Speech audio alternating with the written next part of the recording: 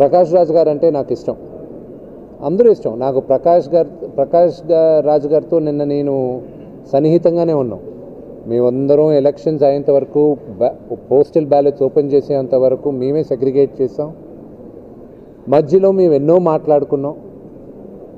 గత జరిగింది జరిగిపోయింది. ఇంకా జరగాల్సిన దాని గురించి ఇంకా ఫ్యూచర్ని దృష్టిలో పెట్టుకొని మేము చూసుకోవాలి. That's good. ఇప్పుడు డెవలప్మెంట్కి ఎంత అద్భుతంగా ఉంటుందో ఆ ఆట మొదలైంది. ఇప్పుడు ప్రకాష్ రాజ్ గారి ఐడియాస్, ఆయన సపోర్ట్ కూడా కావాలి. ఆయనది కూడా I'm not going to accept it. ఆయన నాకు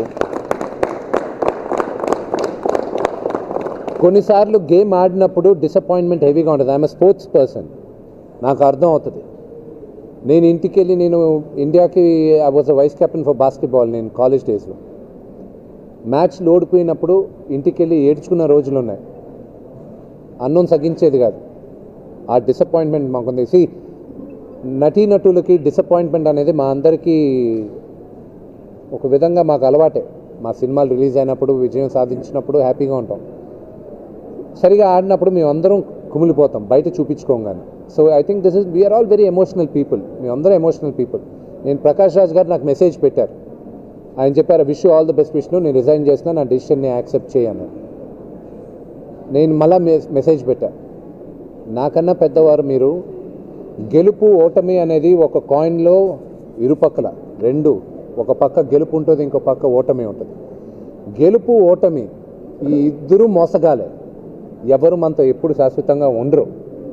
ఈ మోసగాల్ని మనం మోసగాలుగానే చూడాలి, కానీ వాళ్ళని హార్ట్లోకి తీసుకోకూడదు. అది నా పర్సనల్ ఫీలింగ్. ఆయన పెద్దరికం కావాలి నాకు, ఆయన సలహాలు కావాలి, ఆయన ఐడియాస్ నాకు కావాలి. సో నేనే చెప్పాను, దయచేసి నేను పంపించిన మెసేజ్కి తిరిగి రిప్లై ఇవ్వకండి నాకు. మీరు ఇప్పుడు ఆవేశంగా ఉండొచ్చు, డిసప్పాయింట్మెంట్గా ఉండొచ్చు, కానీ ఇప్పుడు do not reply back to me. ఒక 2 రోజులు 3 రోజుల తర్వాత నేనే వెళ్ళి మిమ్మల్ని కలుస్తాను. Please be strong, don't take any hasty decisions అని చెప్పాను.